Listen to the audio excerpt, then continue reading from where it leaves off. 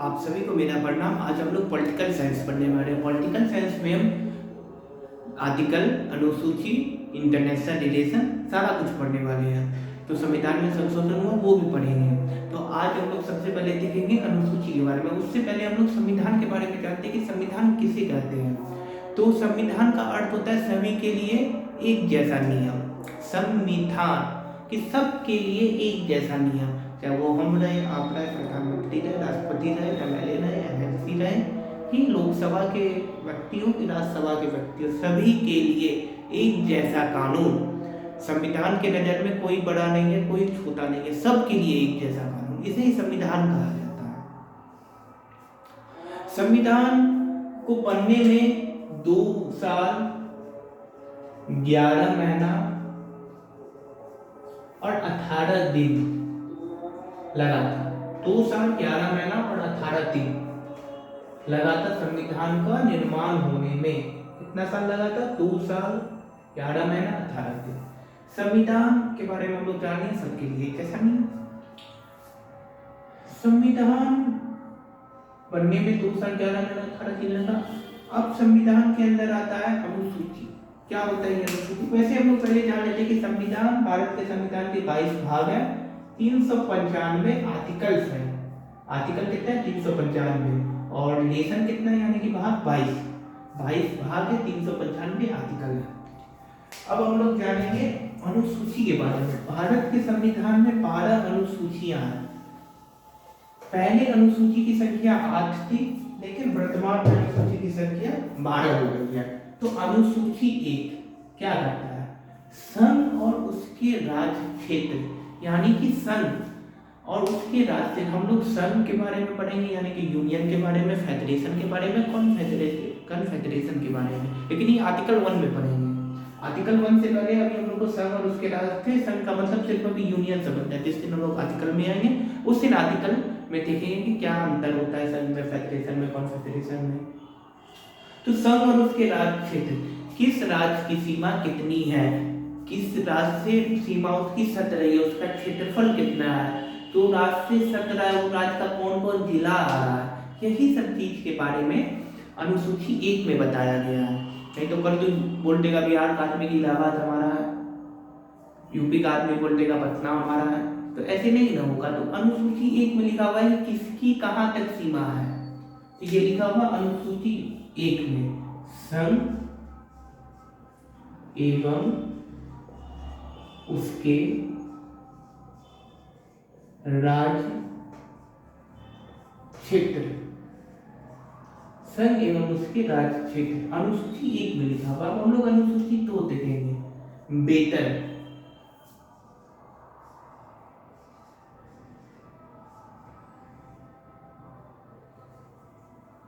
अनुसूची 2 क्या है? वेतन।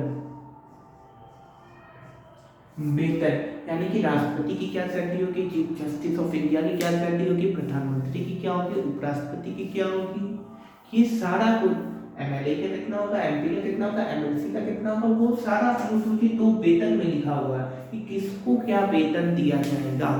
अब कल को राष्ट्रपति बोल देंगे कि हम 5 करोड़ रुपया हमारा लेंगे तो नहीं चलेगा। तो इसलिए अनुसूची 2 का निर्माण किया गया कि किसको कितना वेतन देना है, यह अनुसूची 2।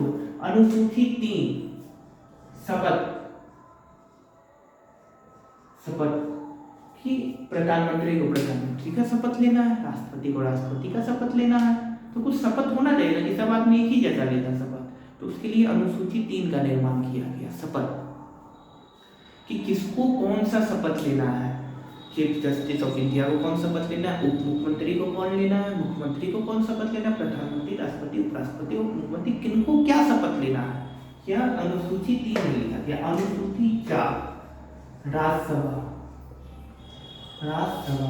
कि किस राज्य को राज्यसभा की कितनी सीटें दी गई है, यह अनुसूची 4 में लिखा गया है। बिहार को कितना है, बंगाल को कितना है, उड़ीसा को कितना है, तमिलनाडु को कितना है, गुजरात को कितना है, ये सारा कुछ अनुसूची 4 में लिखा गया है कि किस राज्य को कितना राज्यसभा की सीटें दी गई है। अनुसूची 5 एसटी एससी के लिए विशेष प्रावधान, प्रावधान,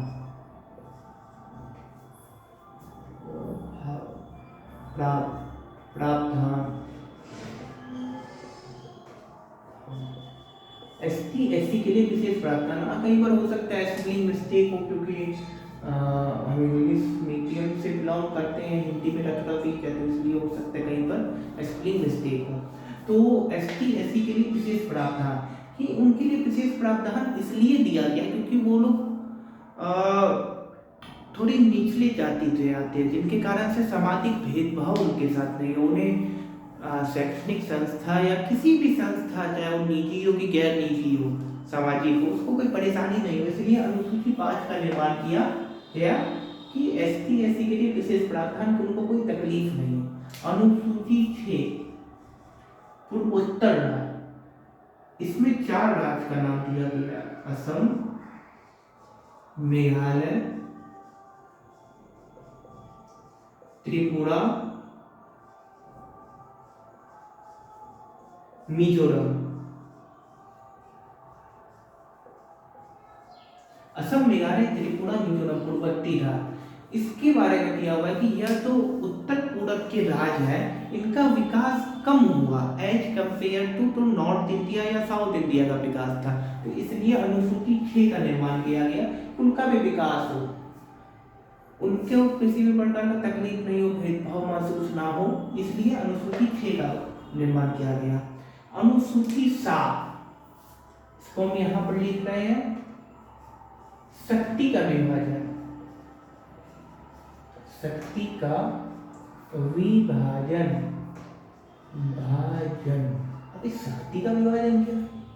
केंद्र को क्या शक्ति है, राज्य को क्या शक्ति है, दोनों का शक्ति किसके पास है, तो यह शक्ति का विभाजन क्या है? इसके अंदर मेनली अभी 4 बात आता है। एक आ जाता है केंद्र, केंद्र, एक हो जाता है राज्य, एक होता है समवर्ती, और एक हो जाता है अपशिष्ट। केंद्र क्या है, राज्य क्या है, समवर्ती क्या है, अपशिष्ट क्या है? बहुत सारा ऐसा नियम होता है जिसका निर्माण करने का ताकत यानी कि पावर केंद्र सरकार अपने हाथ में रखता है। जैसे सेना केंद्र सरकार के हाथ में, एयरफोर्स केंद्र सरकार के हाथ में, रेलवे केंद्र सरकार के हाथ में है। जो भी बड़ा बड़ा चीज होता है, इंटरनेशनल रिलेशन केंद्र सरकार के हाथ में है, एरोप्लेन केंद्र सरकार के हाथ में है, रेलवे केंद्र सरकार के हाथ में है। जो भी बड़ी बड़ी चीज है वो सारा केंद्र सरकार के हाथ में, राज्य सरकार कुछ नहीं उसमें कर सकता है। तो ये हो गई केंद्र सरकार।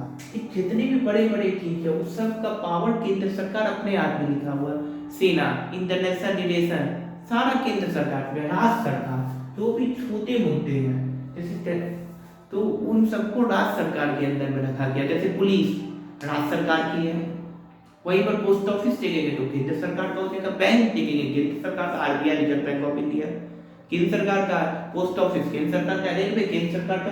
लेकिन छोटा पद है पुलिस राज्य सरकार के हाथ में, डीजीपी राज्य सरकार के अंदर में आता है, director general of police. IPS का पोस्ट है, डीएसपी, फिर एएसपी, फिर एसपी, फिर एसएसपी, फिर DIG, IG, AGG, DG, DGP, ये सारा पोस्ट राज्य सरकार के अंदर में आएगा। इसके बाद आ जाता है समवर्ती सूची, जिसमें नियम बनाने का पावर दोनों को हो, यानी कि राज्य सरकार केंद्र सरकार दोनों। जैसे जनसंख्या नियोजन, ये जनसंख्या अधिक नहीं हो, दोनों को पावर है। शिक्षा का पावर दोनों को है, मतलब वैसा कानून जिसके ऊपर केंद्र सरकार भी नियम बना सकता है, राज्य सरकार भी बना सकता है, उसको समवर्ती कहते हैं। और अपशिष्ट तो भी टेक्नोलॉजी से जुड़ा हुआ है, जैसे अभी ड्रोन चर्चा में बहुत रहा, तो ड्रोन का नियम तो बनेगा कि कहाँ उसको उड़ा सकते, कहाँ नहीं उड़ा सकते, कितने हाइट पर उड़ा सकते हैं, कौन सा उसके लिए सेफ जोन है। तो उसके लिए एआई हो गया, तो वो सब का तो नियम कानून है, वो अपशिष्ट अनुसूची अपशिष्ट में दिया गया है। केंद्र सूची, राज्य सूची, समवर्ती सूची, अपशिष्ट सूची में उसके बारे में दिया गया। तो हम लोग अनुसूची 7 गद्य के एक बार खुद रिवीजन करते हैं। सम और उसके रास्ते अनुसूची है, 2 में वेतन, 3 में शपथ, 4 में राज्यसभा के बारे में, 5 में एसटी/एससी के लिए विशेष प्रावधान, 6 में पूर्ववर्ती राज्य, 10 में मेघालय, त्रिपुरा, मिजोरम और अनुसूची 7 शक्ति का विभाजन, जिसमें केंद्र सूची, राज्य सूची, अपशिष्ट सूची और समवर्ती सूची, ये चारों आ गया। और आज के वीडियो में इतना ही। जय हिंद।